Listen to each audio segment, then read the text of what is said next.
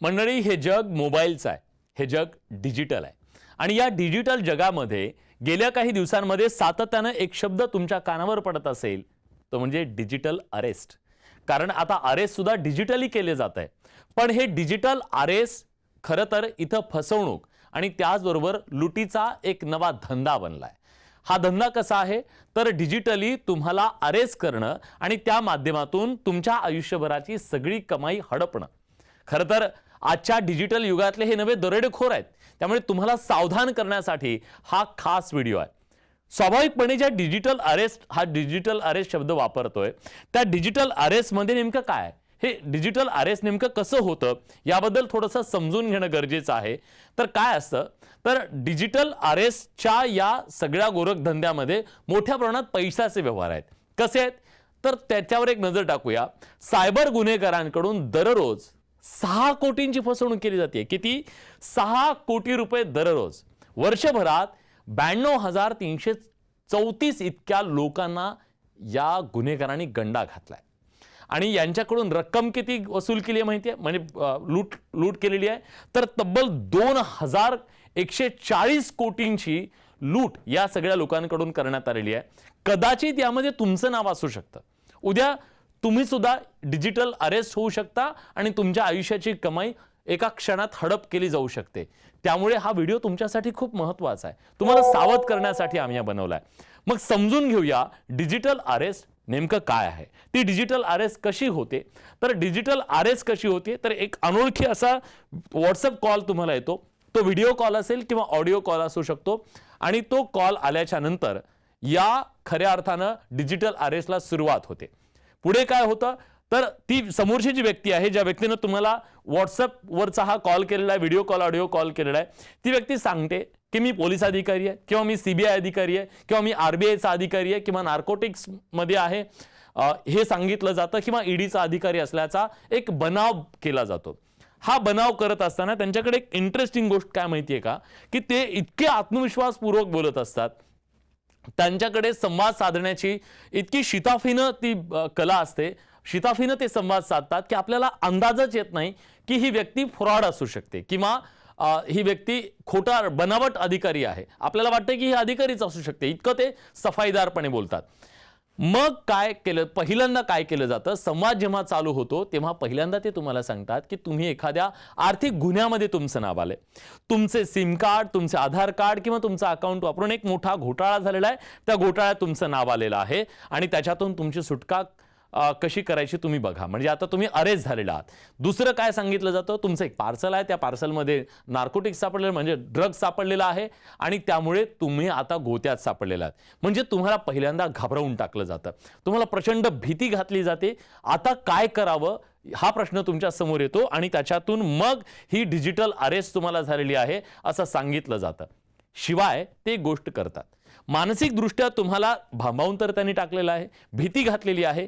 या सगळ्यात दुसरी ट्रिक अशी आहे, रणनीती अशी असते की तुम्ही कुटुंबातल्या कुणाला किंवा मित्रांची मदत घेऊ नये, पोलिसांची मदत घेऊ नये. याच्यासाठी तुम्हाला तंबी दिली जाते की तुम्ही याची जर वाच्यता केली तर तुम्हाला याचं गंभीर परिणाम भोगावे लागतील किंवा ह्या अरेस्ट मधून आणखीन पुढे तुम्हाला अडचणी निर्माण होतील. सगळी कलमं सांगितली जातात आणि त्या माध्यमातून तुम्हाला एक कायदेशीर पेच तुम्ही कसं अडकलेला आहात याबद्दलची सगळी माहिती सांगितलेली जाते.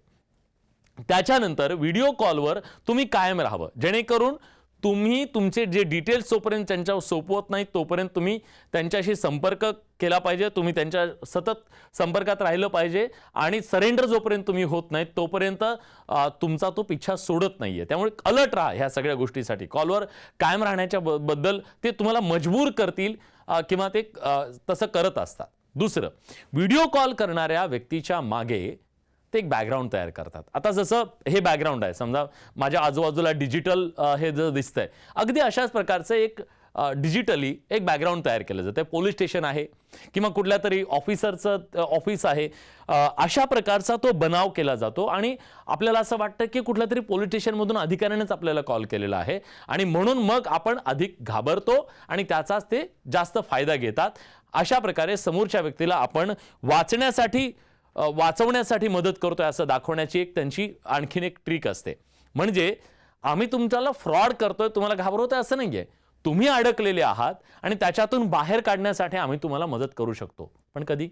त्याच्यासाठी तुम्ही तुमचे डिटेल्स द्या, आणखी काही डिटेल्स द्या आणि बँकेचे डिटेल्स देऊन पैसे द्या. त्या बदल्यात तुम्ही अरेस्ट आता झालेले आहात, त्या अरेस्टमधून तुमची सुटका केली जाऊ शकते. समोरच्या व्यक्तीला आपण आता वाचवण्यासाठी हे सगळं करतोय अशा प्रकारचा बनाव केला जातो. हा बनाव ओळखणं गरजेचं आहे आणि डिजिटल अरेस्टच्या माध्यमातून ही सगळ्यात मोठी गोष्ट आहे. पण मुद्दा हा आहे की जर अशा प्रकारची डिजिटल अरेस्ट झाली तर त्याच्यातून सुटका कशी करायची? तर सगळ्यात महत्त्वाचं म्हणजे तुमच्या मोबाईलवर एखादा व्हॉट्सअप कॉल आला, व्हिडिओ कॉल आला, तो अनोळखी असेल तर उचलायचा नाही. अजिबात असे अनोळखी व्हिडिओ किंवा ऑडिओ कॉल तुम्ही उचलायचे नाहीत. का उचलायचे नाहीत? आणि जर उचलले तर मग अजिबात घाबरायचं नाही. घाबरायचं तर नाहीच, पण त्याचबरोबर त्यांच्याशी सतत संवाद साधायचा नाहीये. कट करा, निग्लेक्ट करा त्यांना. हे खूप महत्त्वाचं आहे. कारण आपली पोलीस यंत्रणा अशी आपल्याला सांगते, सावध करते की आपल्या देशातली कुठलीही तपास यंत्रणा व्हॉट्सअपवर व्हिडिओ किंवा ऑडिओ कॉल करत नाही. हे मी सांगत नाहीये, हे सांगते आपली पोलिसांची ॲडवायझरी. आपल्या तपास यंत्रणांची ॲडवायझरीच असं सांगते की आम्ही कुठल्याही प्रकारचा व्हॉट्सअप किंवा कुठलाही असं कॉल करून बोलत नाही, आम्ही थेट तिथं संपर्क करतो. पण मग जर समजा असं घडलंच तुमच्या बाबतीत तर तुम्ही काय कराल? तर तुम्ही सायबर क्राईम हेल्पलाईन नंबर आहे 1930, या नंबरवर तुम्हाला कॉल करायचा आहे आणि हा कॉल केल्याच्या नंतर तुम्ही तुमची तक्रार तिथं नोंदवू शकता आणि तुमच्यासोबत काय होतंय याच्याबद्दलची माहिती घेऊ शकता. तुम्हाला ते मार्गदर्शन सुद्धा करू शकतात. हा हेल्पलाईन नंबर आहे. एक वेबसाईट सुद्धा आहे, त्याच्यावर सुद्धा तुम्ही संपर्क करू शकता. cybercrime.gov.in या वेबसाईटवर तुम्ही तक्रार करू शकता आणि मदत सुद्धा घेऊ शकता. त्यामुळे हा जो सायबर क्राईमचा नवा फंडा आलेला आहे डिजिटल अरेस्टचा, यातून तुम्ही तुमचा बचाव करू शकता. स्वतःचा बचाव करण्याबरोबरच तुम्ही तुमच्या नातेवाईकांना, कुटुंबियांना सुद्धा यापासून सावध करू शकता. जग डिजिटलाइज झालेलं आहे, म्हणून या डिजिटल जगामध्ये सुद्धा गुन्ह्यांचं जे पद्धती आहेत त्या बदललेल्या आहेत. या बदलत्या पद्धतीमध्ये एक तुमचा मोबाईल तुम्हाला अरेस्ट सुद्धा करू शकतो आणि त्या अरेस्टमधून तुमच्या आयुष्याची सगळी कमाई सुद्धा गमावू शकतो. त्यामुळे या बदलत्या जगात अधिक सतर्क राहणं तितकंच गरजेचं आहे आणि म्हणूनच तुम्हाला अधिक सावध करण्यासाठी आमचा हा प्रयत्न होता. कुठलीही डिजिटल अरेस्ट झाली तर घाबरू नका, समर्थपणे त्याचा सामना करा आणि या सगळ्या भोंदूंपासून, त्याचबरोबर या लुटारूंपासून तुम्ही सावध राहा, हे नक्की.